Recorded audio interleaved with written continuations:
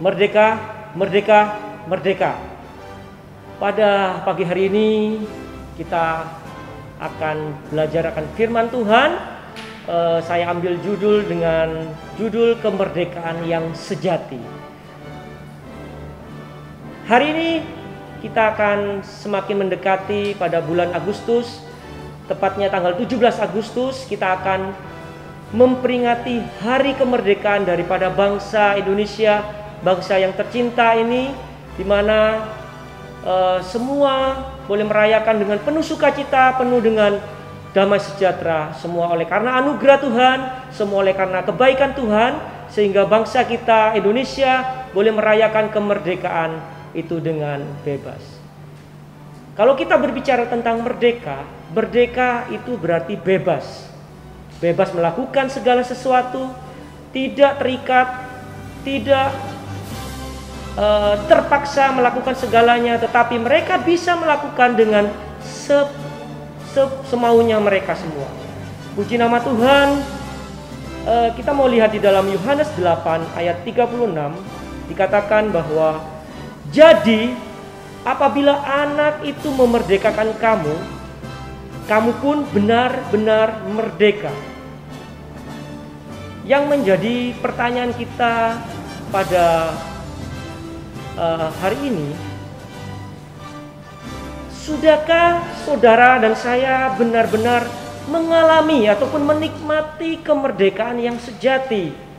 Memang secara lahiriah, secara fisik, secara tubuh kita benar-benar sudah merdeka, karena kita di negara Indonesia bisa pergi ke gereja dengan bebas, berbuat segala sesuatu, melakukan segala sesuatu dengan bebas. Tetapi kalau kita lihat secara rohani, kita lihat apakah kita benar-benar sudah merdeka, atau kita masih berada di dalam kolonialisme yang lain. Bapak dan Ibu yang saya hormati, banyak sekali orang yang salah mempersepsikan tentang arti kemerdekaan, bahwa kemerdekaan itu bebas melakukan segala sesuatu, tidak terikat, tidak diperbudak, tidak terbelenggu dengan apapun. Saudara, anak-anak Tuhan seringkali juga karena kebebasan, karena kemerdekaan itu justru sering menyalahgunakan arti kemerdekaan itu dengan kesempatan, dengan mengambil kesempatan untuk melakukan yang namanya dosa. Contohnya saudara, banyak sekali orang-orang Kristen saya lihat, tetapi saya yakin percaya di tempat ini tidak ada.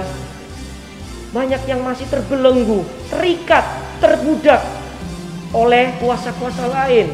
Mereka masih berada di dalam tipu muslihat iblis, dalam tipu daya dunia. Mereka dikuasai oleh roh-roh dendam, sakit hati, bencian, ketamakan, dan lain-lain saudara.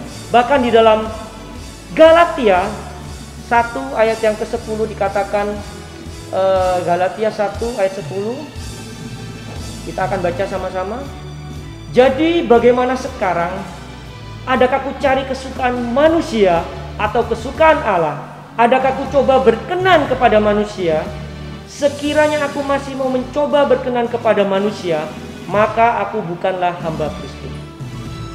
Di dalam kitab Galatia ayat yang pertama dan sampai ke ayatnya yang ke-10, di sini kita ditempatkan pada dua pilihan. Yang pertama, apakah kita mencari kesukaan manusia, atau yang kedua, kita berkenan kepada Allah. Kalau kita berkenan kepada manusia, dikatakan bahwa dengan tegas, maka kamu bukanlah hamba Kristus. Tetapi kalau kita berkenan mencari kesukaan akan Allah, maka kita akan memperoleh keselamatan. Bapak dan Ibu sekalian, bangsa yang besar adalah bangsa yang bisa menghargai jasa pahlawan-pahlawannya. Kalau di negara kita atau kita yang sebagai pemuda, kalau kita mau menghargai jasa pahlawan kita dengan memberikan kemerdekaan, tentunya kita akan membalas mereka dengan segala sepenuh hati kita. Dengan penuh tanggung jawab, kita akan mengisi kemerdekaan itu. Kalau pelajar, akan belajar dengan giat, belajar dengan sungguh-sungguh untuk membangun negara kita. Demikian saudara, kita sebagai anak-anak Tuhan, sebagai orang-orang yang percaya akan Kristus, kita yang seharusnya mati, kita yang seharusnya tidak layak, tetapi oleh kemurahan, anugerah dan kasih Tuhan Yesus, kita semua diberikan kemerdekaan, diberikan keselamatan. Yesus, Tuhan Yesus yang layak, yang tinggi, yang mulia, Dia mau datang ke dunia untuk menyelamatkan kita. Lalu yang menjadi pertanyaan kita saudara, Bapak dan Ibu, apakah kita sudah menghargai, menghormati, mensyukuri akan kepahlawanan daripada pahlawan kita, jasa pahlawan kita yaitu Tuhan Yesus? Kita mau lihat apa yang sudah kita lakukan untuk Tuhan Yesus. Bapa kami di dalam surga, Tuhan Yesus sungguh luar biasa. Dia rela mati untuk kita. Kita mau renungkan, Dia rela berkorban untuk kita, untuk keselamatan kita, kemerdekaan kita dari dosa. Kita akan baca kembali di dalam 1 Petrus 2 ayat yang ke-16. 1 Petrus 2 ayat yang ke-16 dikatakan, hiduplah sebagai orang merdeka dan bukan seperti mereka yang menyalahgunakan kemerdekaan itu untuk menyelubungi kejahatan-kejahatan mereka, tetapi hiduplah sebagai hamba Allah. Dalam kitab Petrus 2 ayat 16, kita sebagai orang yang percaya, orang Kristen yang sudah diselamatkan, diberikan kemerdekaan oleh Tuhan Yesus, supaya kita bisa mengisi kemerdekaan itu. Bahkan apa? Menjaga dengan tanggung jawab, dengan hidup yang benar, hidup yang berkenan kepada Tuhan.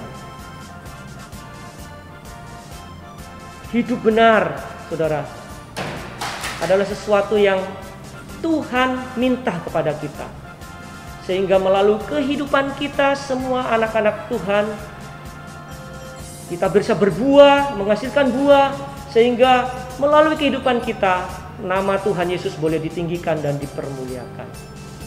Bapak, Ibu yang berada di rumah, kalau kita mau lihat apa arti sesungguhnya merdeka, kalau kita baca dalam Kamus Bahasa Indonesia, sesungguhnya merdeka itu adalah tidak terikat, tidak tergantung kepada orang lain, leluasa untuk berbuat segala sesuatu, bahkan sekehendak hatinya. Nah, kalau orang mengartikan kemerdekaan dengan hal yang demikian, mereka beranggapan bahwa tanpa ada halangan, tanpa ada rintangan, orang yang berpikir seperti ini akan memiliki pemikiran yang bebas, sehingga ia bebas berbuat apa saja. Dia tidak peduli akan orang lain, apa itu merugikan, menyakitkan orang lain. Saudara, kita yang sudah dimerdekakan oleh Kristus dari kuasa dosa, biarlah kita mau untuk menjaga, mengisi kemerdekaan itu dengan benar, hidup berkenan kepada Tuhan, kepada sesama manusia. Kita mau menjadi teladan yang baik untuk hormat kemuliaan nama Tuhan. Kalau tadi kita sudah melihat bagaimana arti sesungguhnya merdeka menurut bahasa Kamus Bahasa Indonesia, menurut orang dunia, kita mau lihat bagaimana sekarang merdeka menurut Alkitab. Di sini Alkitab mengatakan bahwa memberikan pengajaran bahwa satu-satunya cara untuk memperoleh kemerdekaan yang sejati hanya di dalam Kristus Yesus. Jadi saya katakan bahwa tidak ada kemerdekaan yang sejati di luar Kristus. Yang ada hanya kemerdekaan yang semu, saudara. Haleluya, haleluya. Kemudian apa saja kemerdekaan sejati yang akan kita alami di dalam Kristus? Yang pertama saya catat bahwa ada kemerdekaan dari dosa. Roma 6 ayat yang ke-8. Kemudian yang kedua, kemerdekaan dari penghukuman. Kita baca juga dalam Roma 8 ayat 1 sampai 2. Roma 8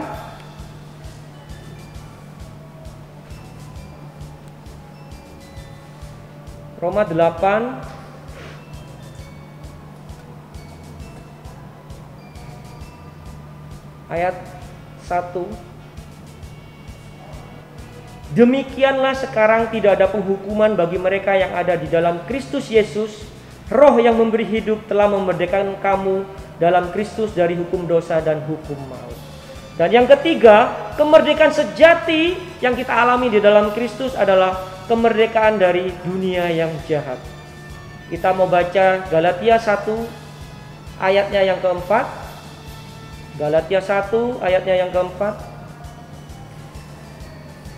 Dia yang telah menyerahkan dirinya karena dosa-dosa kita untuk melepaskan kita dari dunia jahat yang sekarang ini menurut kehendak Allah dan Bapa kita. Puji nama Tuhan, kita harus berbangga, kita harus mensyukuri memiliki seorang pahlawan yang luar biasa di dalam diri Tuhan Yesus. Sehingga kalau kita ingin memiliki kebenaran, kemerdekaan yang sejati dalam hidup kita, kita harus memiliki tanggung jawab untuk menjaga kemerdekaan itu dengan hidup benar, setia beribadah, jangan mau menjadi hamba dosa kembali, akan melakukan perbuatan yang baik di hadapan Tuhan. Kita mau jadi terang, hidup melakukan kehendak Tuhan. Puji nama Tuhan, biarlah kemerdekaan yang kita alami, yang Tuhan berikan buat kita, yaitu Tuhan Yesus, kita tidak sia-siakan, tetapi kita mau menghormatinya. Puji nama Tuhan, kita mau juga berdoa untuk kemerdekaan bangsa kita. Bahwa Indonesia bisa, Indonesia juga boleh bebas dari corona, bahkan Indonesia juga bebas untuk kemuliaan nama Tuhan. Demikian sarapan pagi pada pagi hari ini saya ucapkan terima kasih dan biarlah Tuhan Yesus saja yang memberkati. Amin.